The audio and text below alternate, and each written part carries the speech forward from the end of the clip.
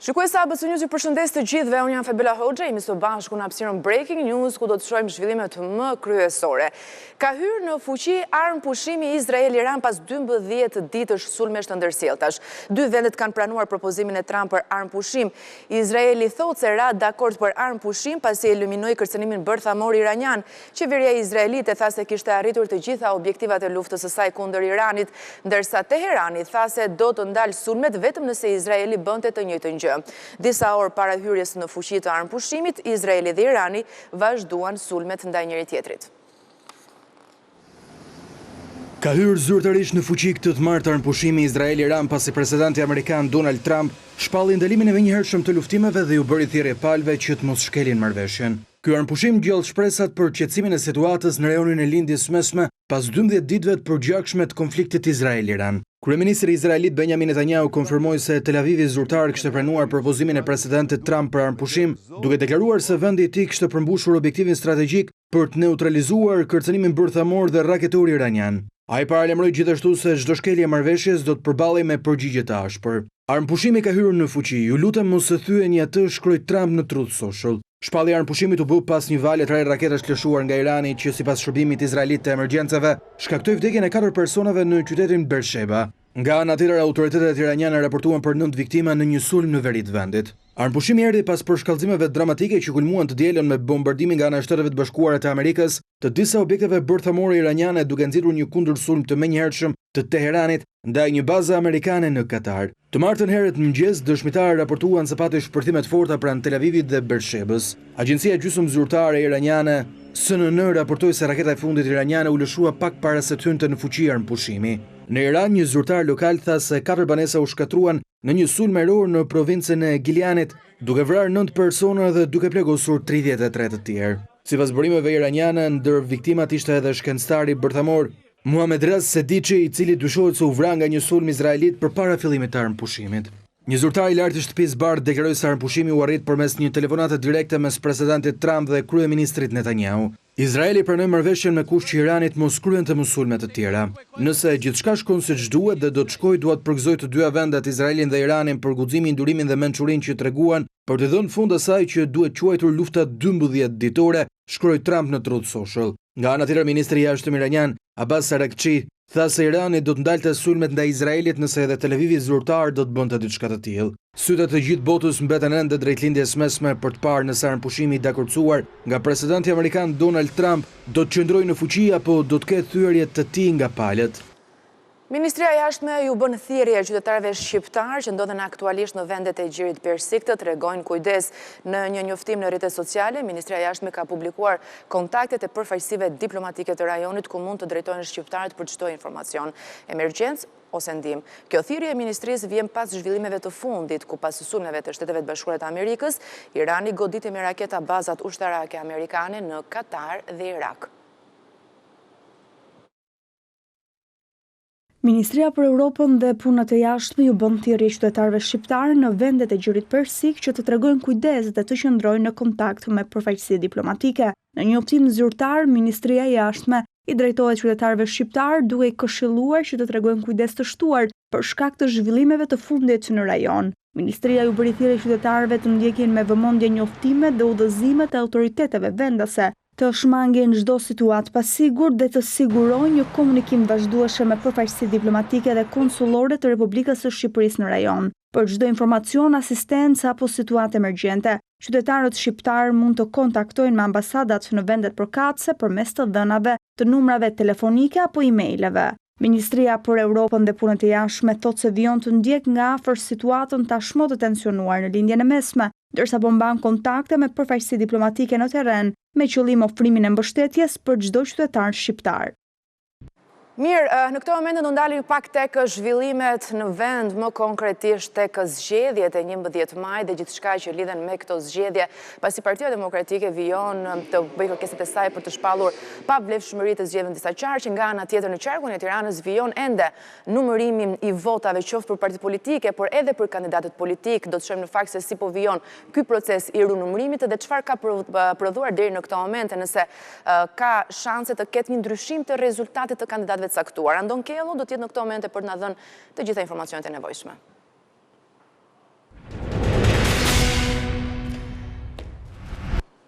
Andon, të përshëndes, sa kuti janë numruar, sa pritet të numrohet, cilë është rezultati, dhe nëse ndonjë prej kandidatëve, cilët ka shpallur më herët edhe pa kënaqësi për rezultatin e votave, ka shpresë të fitojë diçka?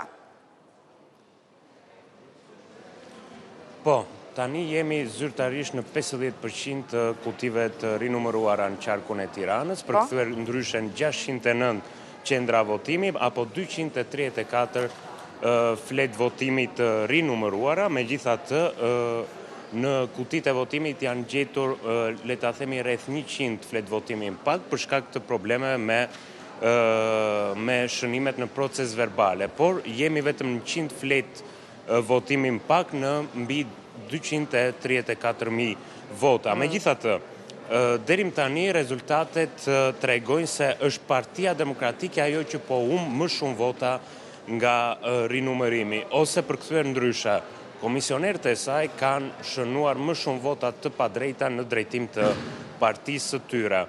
Dhe kështu Partia Demokratike do të humbë 312 vota.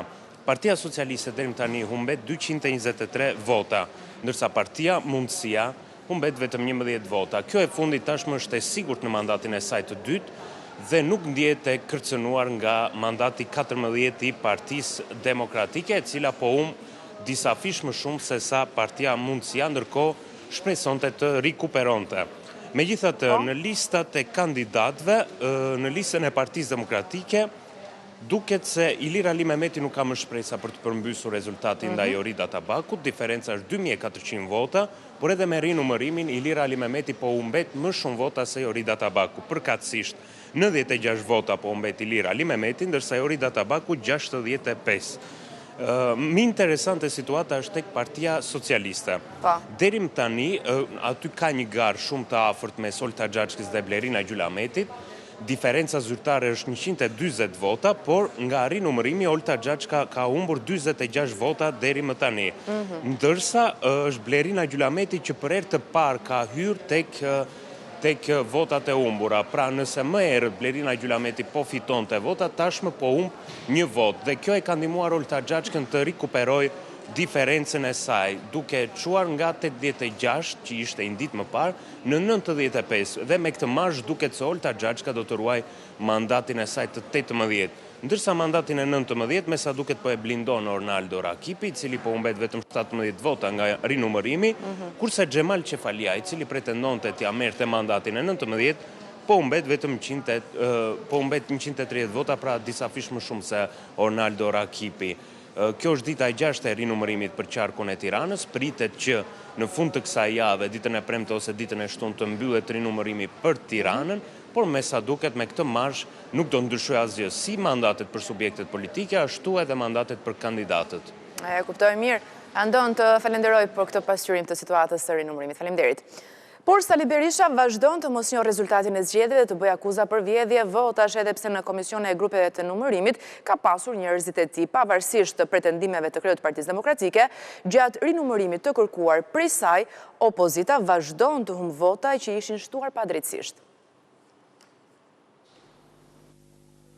Sali Berisha nisi javën sërish me farsën e tij. Këtë të hënë publikoi një video me të cilën pretendon se ka tronditur Bruksel e Strasburg bashk. Zonja Albana Vokshi e pranishme në grupin parlamentar të Partisë Popullore paraqiti që në mëngjes një video shokuese për audiencën, e cila tregoi se pse zgjedhjet në Shqipëri ishin një farsë e tipit të Zimbabweve të 30 viteve më parë. Në videon e publikuar nga Selia Plu, pretendohet se një votues ka votuar disa herë, kurse komisionerët kanë udhëzuar votuesit ose kanë votuar vetë, por pyetja sërish mbetet, ku ishin komisionerët e PD-s? Ku janë komisionerët e Partisë Demokratike? Kjo është një çështje hetimi. Por aty ku Sara Mile, Arkend Balla, shkojnë me hanxart e troplinve dhe Suel Çels, komisionerit i ngelet shumë pak hapësirë. Ndërkohë, rinumërimi po zbulon se të paktën në Tiranë, komisionerët i kanë shtuar më shumë vota PD-s se çdo parti tjetër. Dhe doktori ka arsye për të refuzuar një administratë zgjedhore të depolitizuar. Ajo do pa. Nuk është një, por do studio përpara, e di pse. Të mos ndodhemi para faktit, më kujtove diçka, kur këta bënin vetimun, kur miratoi ligji i vetimut, unë me ato një uri që kisha, të gjendjes Shqipëri u thoja shiko, do krijoni një vakum që do asgjësoni procesin gjyqësor. Së fundmi edhe raporti vëzhguesve të Asamblesë Parlamentare të Këshillit të Europës certifikoi zgjedhjet e 11 majit në Shqipëri, por doktori kërkon sërish kohë. Normal është të shkohet me raportin përfundimtar. Se ku shkohen që të merret permanent me një problem nuk e ka. Dhe kjo është arsye që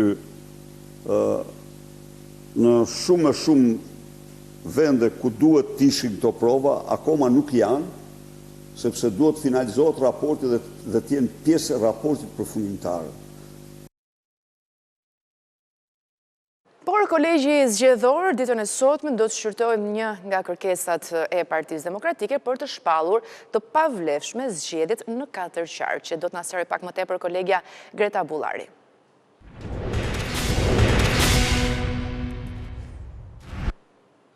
Greta, të përshëndes, pavarësisht se çfarë rezultati pati Partia Demokratike në 11 maj dhe rezultatin që po sheh dita ditës edhe në rinumërim, duke se betejën e saj për këtë zgjedhje do ta vazhdojë edhe më tutje. Janë 4 qarqe të tjera ku Partia Demokratike kërkon pavlefshmëri. Për cilat qarqe bëhet fjalë dhe çfarë pritet të ndodhë në kolegjin zgjedhor sot?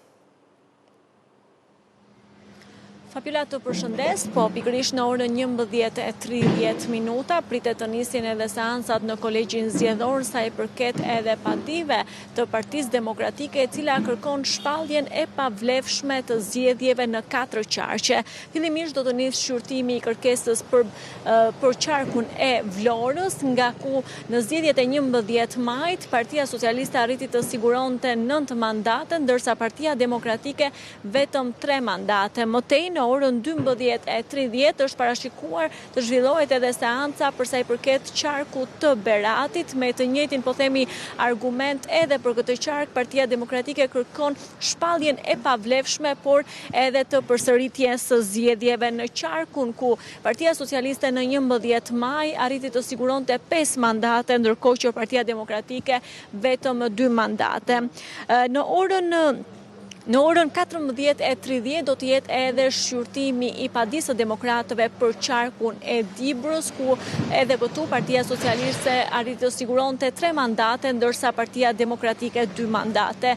Për të mbyllur mëtej në orën 15, atëherë kur do të shqyrtohet edhe kërkesë padia për qarkun e Shkodrës. Në këtë qark, Fabiola, Partia Demokratike arriti të siguronte fitoren duke marrë 5 mandate kundrejt 4 mandateve të Partisë Socialiste dhe 2 mandateve të Partisë Social-Demokrate, por duket se Partia Demokratike ka ndjekur të njëjtën strategji, po themi edhe në qarqet ku ajo ka dalë fituese, konkretisht në qarkun e Shkodrës ditën e sotme, por edhe në qarkun e Kukësit dhe të Lezhës, ku ju rrëzua, po themi, edhe kërkesa. Pritet që palët ditën e sotme të përcjellin, po themi, edhe argumentat e tyre, ndërkohë që më duhet të theksoj se seanca e sotme e kolegjit zgjedhor vulos, po themi, edhe rezultatin ose jo përsa i përket zgjedhjeve parlamentare të 11 majit, pasi është edhe hallka e fundit e ankenimeve. Javën e kaluar, më duhet theksoj se kolegji zgjedhor rrëzoi padin po themi e Partisë Demokratike dhe la në fuqi rezultatin e zgjedhjeve për qarqet e Kukësit, të Lezhës, Gjirokastrës dhe Korçës. Dhe pikërisht për këto qarqe, Fabiola, ditën e sotme në orën 14 në Komisionin Qendror të Zgjedhjeve do të nisin edhe seancat përsa i përket shpërndarjes mandateve. Greta, të falenderoj për këtë sqarim. Faleminderit. Raporti i vëzhguesve të Këshillit të Evropës për zgjedhjen 11 majit u prezantua në Asamblen Parlamentare të këtij institucioni. Këshilli i Evropës certifikon zgjedhjet që i quhen konkurruese. Raporti vlerëson gjithashtu edhe rolin e prokurorisë së posaçme. Në Asamblen Parlamentare të Këshillit të Evropës u prezantuan gjetjet e vëzhguesve ndërkombëtar për zgjedhjet parlamentare të 11 majit. Sipas tyre, procesi i votimit në Shqipëri ka qenë transparent dhe i qetë. Raporti tha se administrata nuk I shpëtoi dot ndikimit. Delegacioni arriti në përfundimin se zgjedhjet ishin konkurruese dhe u zhvilluan në mënyrë profesionale. Megjithatë, kishte një sfond shumë të polarizuar të zgjedhjeve. Kandidatët nuk po garonin në një nivel të barabartë, edhe pse shumica e tyre ishin në gjendje të bënin fushat lirisht. Disa u ankuan për friksim. Megjithatë, Asamblea Parlamentare e Këshillit të Evropës ka disa rekomandime për Shqipërinë, me në krye depolitizimin e procesit zgjedhor. Ne do të sugjeronim të jepet përparësi fushave të mëposhtme, duke ju drejtuar rekomandimeve të Komisionit të Venecias dhe OSBE-s në një mënyrë gjithëpërfshirëse, dhe gjithashtu të shqyrtohet politizimi I thellë I administratës zgjedhore, veçanërisht në nivele më të ulta, të merren masa për të parandaluar blerjen e votave. Në cilësinë edhe të kryetares së delegacionit shqiptar në Asamblen Parlamentare të Këshillit të Evropës, Blerina Gjylameti konfirmoi angazhimin e socialistëve për të adresuar rekomandimet e Këshillit, me përgjegjësinë që jep edhe mandati I 4 qeverisës. Ne mbetemi të përkushtuar për të çuar përpara reformës zgjedhore për të depolitizuar institucionet zgjedhore, si dhe për të përmirësuar financimin e fushatave dhe lirinë e medias, në përputhje të plot me rekomandimet e Komisionit të Venecias dhe të Odirit. Të nderuar koleg, vetëdijësia e Shqipërisë për të vazhduar rrugën e reformave nuk lidhet vetëm me antarësimin, por me standardet dhe vlerat. Bëhet fjalë për ndërtimin e një shoqërie ku qytetarët I besojnë votës së tyre, besojnë te institucionet dhe ndihen të përfaqësuar në çdo nivel të qeverisjes. Vëzhguesit ndërkombëtar vlerësuan rolin e SPAK në zgjedhje, edhe pse struktura e posaçme është përballur me jo pak akuza nga opozita. Në fushatën e zgjedhjeve të 11 majit u përdorën shumë të mëdha parash të pa deklaruara nga burime të treta. Deputeti socialist Erion Braçe tha në Komisionin Parlamentar të Ligjeve se ndryshimet ligjore janë të nevojshme për të mos komercializuar zgjedhjet. Strategjia kombëtare kundër ndërhyrjeve të huaja dhe dezinformimit sipas Braçes është e rëndësishme për Shqipërinë si vend I antar I NATO-s dhe në prag të antarësimit në Bashkimin Evropian. Financimi I partive politike dominoi mbledhjen e kësaj të hëne të Komisionit Parlamentar të Ligjeve. Deputeti socialist Erion Braçe tha se përgjatë fushatës elektorale të 11 majit, subjekte politike kanë përdorur para nga burime të treta, të cilat nuk janë të deklaruara, ndaj thekson edhe rëndësinë e ndryshimeve ligjore. Edhe fushata që shkoi ka qenë nën flukse të mëdha të parave nga burime të treta që nuk kam pasur një detyrim deri më sot të bëjnë deklarim. Dhe duhet që të shkojmë drejt këtij rregullimi ligjor me qëllim që të vëmë në kontroll edhe këtë gjë. Këto historit me celularin përpara. Ja sa lek harxoj unë në ditë. Ja sa para më japin mua në ditë. Dhe pasi detyrim të atyre që janë aty në celular për të deklaruar burimin e financimit të tyre duhet marrin fund me qëllim që fushatat elektorale apo zgjedhjet në tërësi mos komercializohen, po të ngelen një drejtë themelore e shtetasve për të ushtruar të drejtën e tyre për të zgjedhur. Gjatë prezantimit të strategjisë kombëtare kundër ndërhyrjeve të huaja dhe dezinformimit, Braçe vuri theksin tek forcimi I kapaciteteve për të parandaluar ndërhyrjet e huaja që mund të ndikojnë në demokraci. Se mbrojtja nga dezinformimi nuk është vetëm një çështje e sigurisë kombëtare, por edhe një çështje që prek drejt lirinë dhe mirëqenien demokratike të qytetarëve. Miratimi I strategjisë kombëtare kundër ndërhyrjeve të huaja dhe dezinformimit do të mundësojë dhe mbrojtjen e sigurisë kombëtare, ekonominë dhe infrastrukturën kritike të Shqipërisë.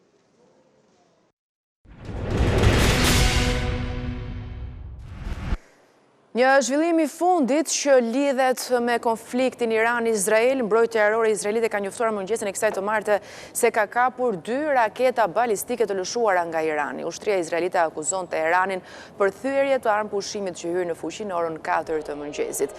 Ministri izraelit i mbrojtjes Israel Katz thuhet se ka udhëzuar ushtrinë e vendit që t'i kundërpërgjigjet me forcë kësaj shkelje të rëndë. Qytetarët në Izraelin verior vrapuan për të fshehur në strehimore pasi dëgjuan sirenat e sulmeve ajrore.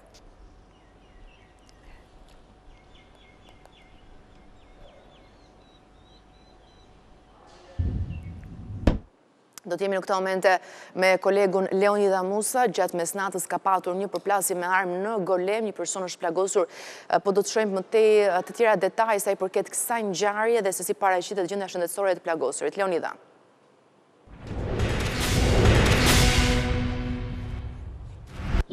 Leonida, të përshëndes, kush janë personat e përfshirë në këtë konflikt i plagosurit dhe autori, gjithashtu në informo pak sa i përket edhe gjendjes shëndetësore të plagosurit, pra 22 vjeçarit.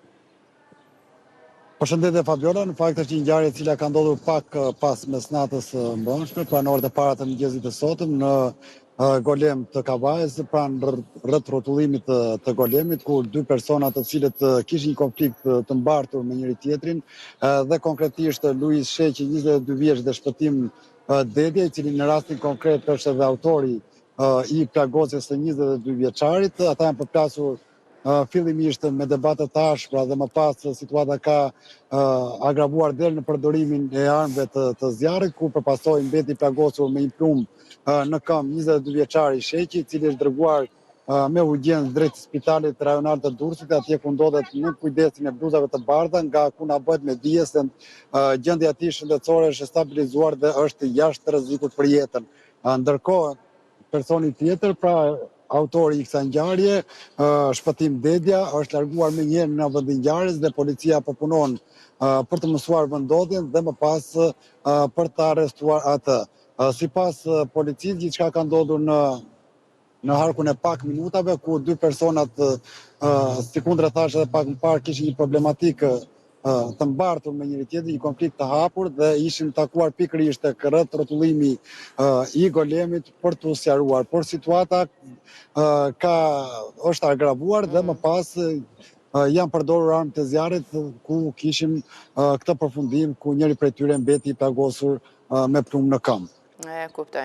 Mirë, Leonida, të falenderoj për këtë raportim dhe informacione që përsoi sa i përket këtij zhvillimi ku 2 persona konfliktuar, njëri prej të cilëve ka mbetur i plagosur për shkak se në këtë konflikt u përdorën edhe armë zjarri. Do t'jemi në këtë moment në një tjetër raportim, pasi ditën e sotme në gjykatën e posaçme është zhvilluar seanca e radhës sa i përket vrasjes së ish policisë Santiago Malco, vrasje që ndodhur në vitin 2019. Se çfarë ka ndodhur në seancën e sotme, Ervin Leka, kolegu im, do të na informojë në këtë moment.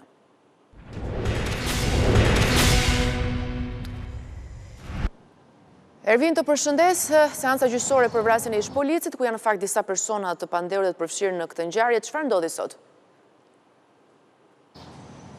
Në fakt, pra siç e thatë edhe ju, pra ka filluar edhe seanca për sa i përket vrasjes së ish policit Santiago Malco në rrugën Xhanfize Keko, ku në fakt gjatë kësaj seance është marrë në pyetje nga prokurori i posaçëm Behar Dibra, edhe vet Leonard Duka, i cili është një nga personat që dyshohet se ka porositur dhe ka organizuar edhe ekzekutimin e Santiago Malcos pas përplasjeve që u dyshuan në atë kohë nga ana e prokurorisë së posaçme me Ervis Martina, një kundërshtar të klanit Duka, siç është konsideruar edhe nga prokuroria e posaçme.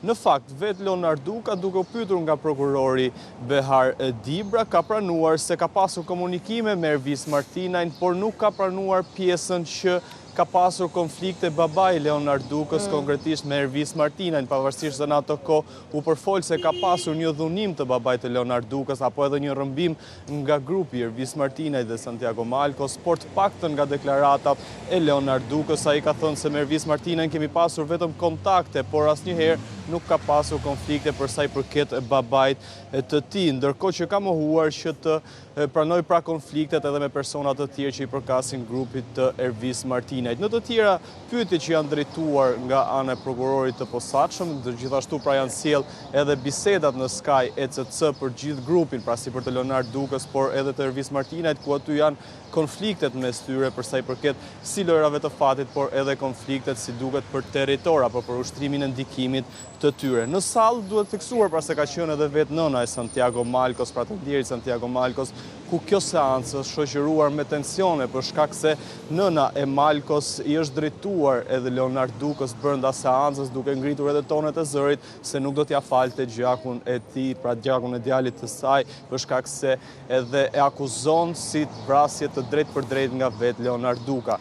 Pas saj seancë, pra edhe nëna e Santiago Malcos është detyruar edhe trupa gjykuese që ta nxjerrë jashtë sallës për shkak të ruajtjes së qetësisë dhe situatës së krijuar, ndërsa seanca është vendosur që të ndërpritet dhe i është dërguar një fletëthirrje edhe babait të Leonard dhe Erlis Dukës, pasi ditën e sotme për shkaqe shëndetësore ai nuk ka mundur që të marrë pjesë, ndërsa pritet që të saktohet edhe data për seancën e ardhshme, ku fletëthirrja i ka shkuar edhe vetë babait të Leonard Dukës, i cilit paktën sipas prokurorisë së posaçme ka pasur një konflikt apo një pengmarrje nga ana e grupit Ervis Martinaj. Ervin, të falenderoj për gjitha informacionet. Një shkëputje shumë e shkurtër, i kthehemi pas me të tjera zhvillime.